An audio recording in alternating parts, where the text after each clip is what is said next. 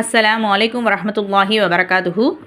பாடம் 7 பயிற்சி 1 அலிஃப் தொம்மா. ஸோ இந்த ஹரக்கத்துடைய பெயரை நம்ம என்ன சொல்கிறோம்? அலிஃப் தொம்மா அப்படின்னு சொல்கிறோம்.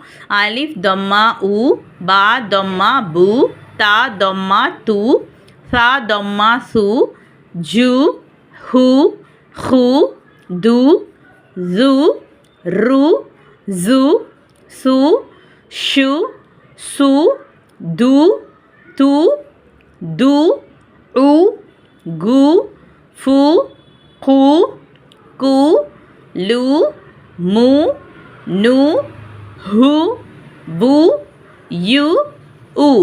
அல்ஹம்துலில்லா. ஸோ அப்போ இந்த ஹரக்கத்துக்கான உச்சரிப்பு ஊ பூ தூ தான் இருக்கும். நம்ம ஏற்கனவே பதிவு எல்லாமே பாடம் 6 ஃபுல்லாக கம்ப்ளீட் பண்ணியிருப்போம். ஸோ அதே மாதிரி ஹரக்கத்தில் வந்து 7 வகையான ஹரக்கத்து இருக்குது. அதில் ஃபத்தஹா கஸ்ரா முடிச்சுட்டு இப்போ நம்ம தொம்மா அப்படின்றத எப்படி உச்சரிக்கணும்னு பார்த்துட்டோம்.